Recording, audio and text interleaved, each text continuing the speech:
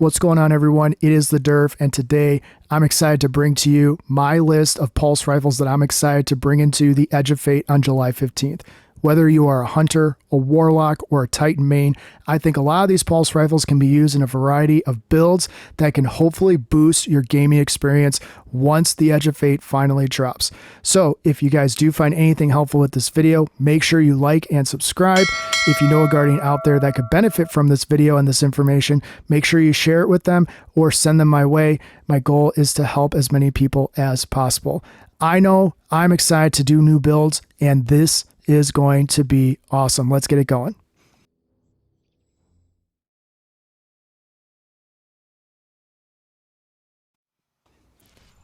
First up on the list, we are going to go with No Time to Explain. Now, No Time to Explain might be a wild card in this comprehensive list of pulse rifles that I'm excited to bring into the Edge of Fate with, but the fact that it can pierce barrier champs' shields makes this a weapon that could make things pretty interesting, even though it is kinetic damage. Keep in mind, you're going to get that turret spawn, which could be the difference between mowing down a bunch of different enemies or possibly picking one off that you don't see out of your peripheral vision.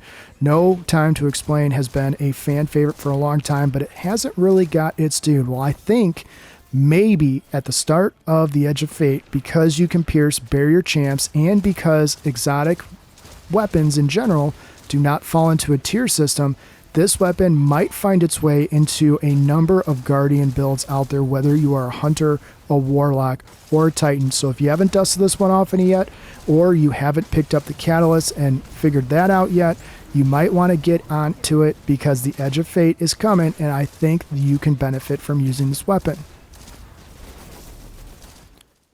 Next up, we have got everybody's favorite Outbreak Perfected. Outbreak Perfected is going to be in a lot of builds for a number of reasons.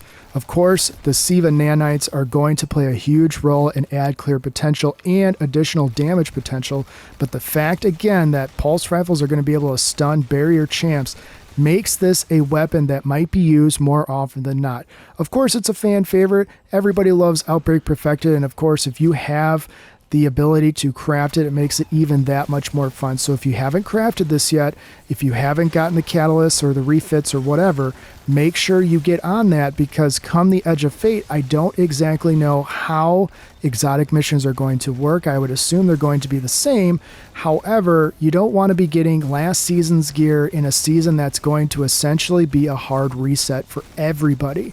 So get your Outbreak Perfected out, make sure you get everything equipped that you want to with it, and be ready for the Edge of Fate.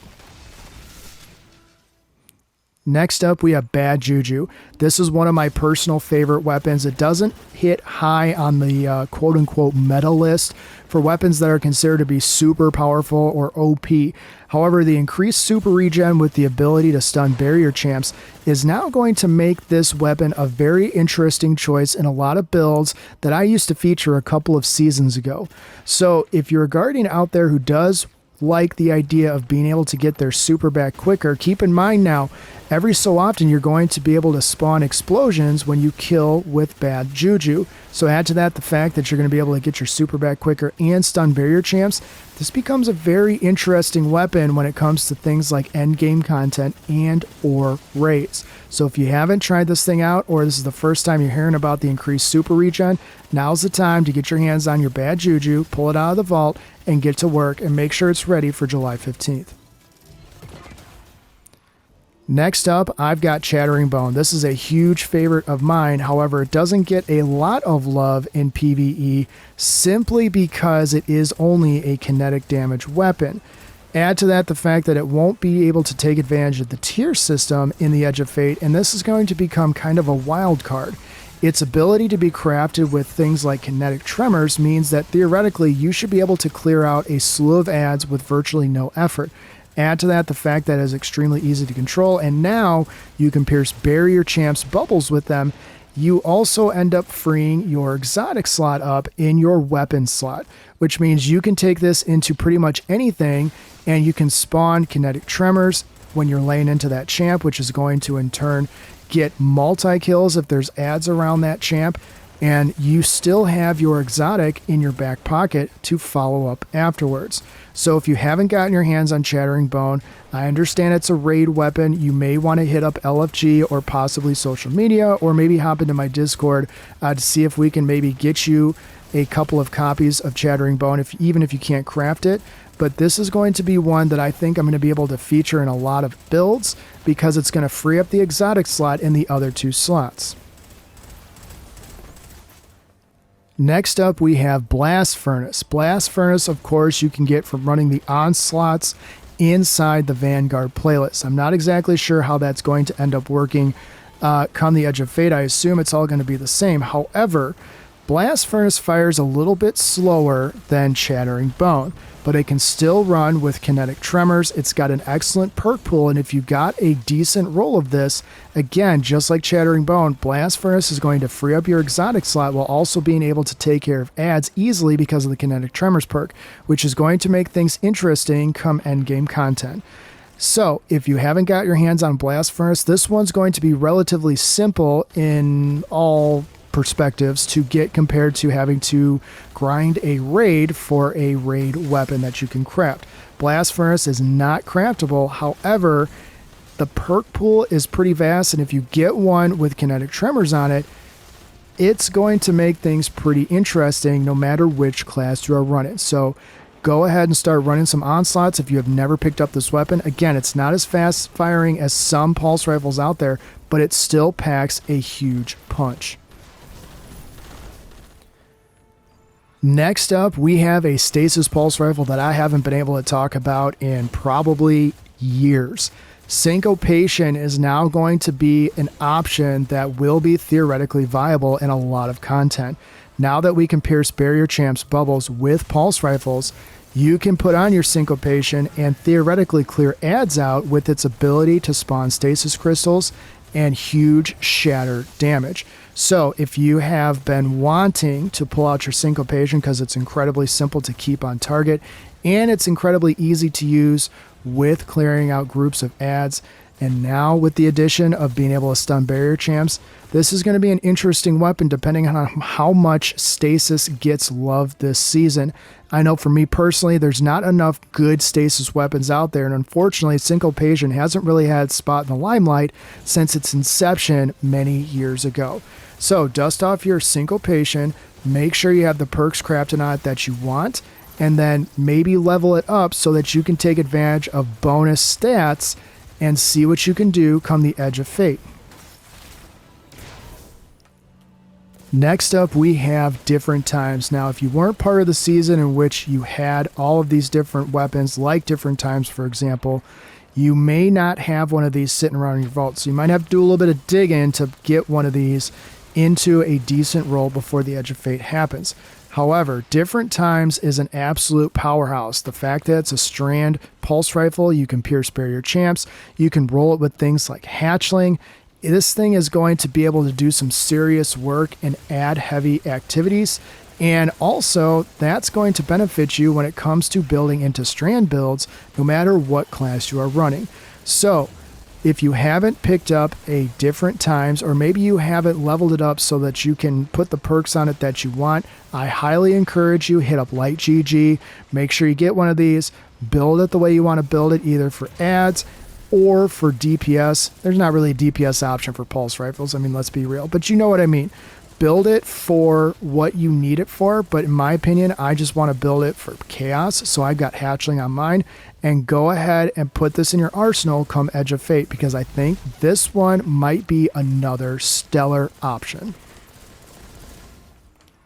Next up, we have Relentless. Now, Relentless is going to be kind of a wild card as far as strand option pulse rifles, because if you didn't farm a lot of the Rite of the Nine once Edge of Fate drops, you're really not going to be able to farm it then, because Rite of the Nine is going away before July 15th. Well, I guess technically on July 15th it'll be gone. So if you haven't been farming Rite of the Nine, I encourage you to get yourself a Relentless, because it's extremely easy to control. The perk pool is not bad. You can roll it with hatchling, and again, you can pierce barrier champs with this weapon, so it's going to make things very interesting when you have your exotic slot still free for another possible meta weapon on top of this. You'll be able to clear out huge amounts of adds with very little effort, and of course, being able to stun the barrier champs means that you can equip other weapons that might be able to stun other champs. And of course, generating tons of threadlings and tangles is always a nice thing to see if you are a huge fan of Strand like I am.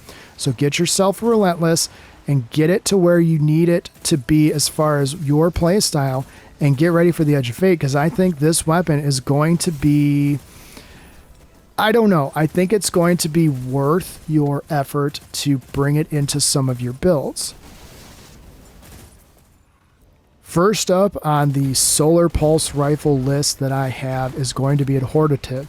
Now, this weapon may not be super familiar for a lot of Guardians out there because of its high damage impact, a lot of people use this in PvP, but not necessarily PvE, which I know sounds kind of funny because it rolls with incandescent and you can craft it however you want.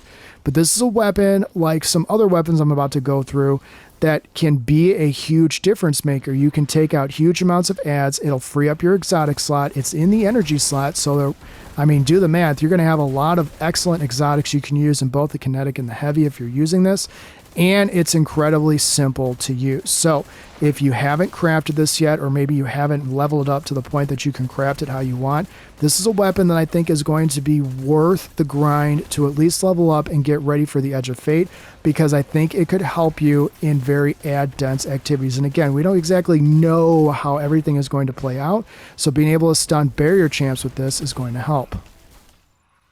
Next up, we have a weapon that needs no introduction to Guardians everywhere, the BXR Battler. The BXR Battler, of course, the Halo-inspired pulse rifle, now with the ability to stun barrier champs, is going to be an absolute powerhouse in virtually every activity possible. We're going to be getting a lot of solar love, hopefully, in the Edge of Fate, so when you combine that with its ease of use, simplicity of actually getting it, all you have to do is basically farm Dares of Eternity, and after a while you're just going to end up being gifted the pattern. So if you haven't crafted a BXR Battler, first off, I gotta tell you, you're missing out. And second off, you're missing out on one of the most powerful and easy to play into weapons in the entire game. Whether you are PvP main or PvE main alike, this weapon absolutely decimates in both styles of play. So get your BXR Battler out, craft it if you haven't, and level it up and get the perks that you want. Of course, Incandescent and Demolitionist are going to be my two perks, and let's get ready for July 15th.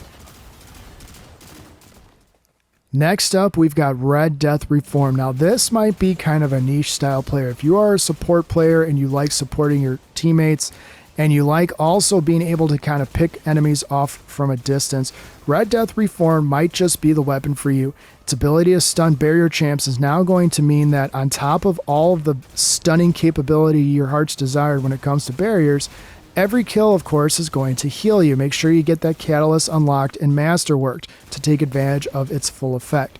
But Red Death Reformed, even though it's not going to be used necessarily for ad clear, depending on the perks we are going to take advantage of from the artifact, it may not even matter. So if you have shelved this weapon from the Pale Heart, it's time to bust it out. Make sure you are well acquainted with it and start thinking about the builds you could possibly put this in that might be more supportive builds instead of the aggressive style builds that I typically like to run, because honestly, you can never have too much health, especially in endgame content, and this is going to be one of those weapons where if slow and steady is going to win the race, this weapon can help you get there and help you get there with as much health as humanly possible.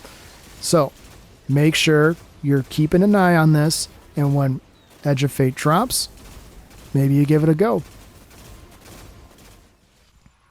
Last but not least is a weapon that is very near and dear to my heart, and I fell in love with it as instantly as I picked it up, and that is Vantage Point. Even though Arc is probably not going to get its due in the spotlight like it has this season, Vantage Point is going to have a unique advantage, which even without a bunch of different artifact mods is going to make it kind of a wild card.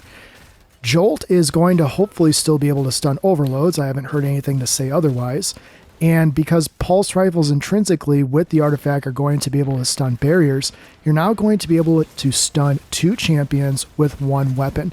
That's going to make this weapon very interesting when it comes to pairing things with builds. Its ability to make you amplified with ionic traces and things like that, on top of Arc already still being very easy to use, even for newcomers to the game, is going to be a huge advantage. So come GM time, I think I might still be putting on my Vantage Point so I can free up my exotic slot for another weapon. So there you have it, my list of pulse rifles that I think are going to play a role in the Edge of Fate that will hopefully help people take their games to the next level. Some of these pulse rifles, again, are not brand new. People have heard about these. There's tons of videos out there surrounding builds with these pulse rifles or perks or what have you.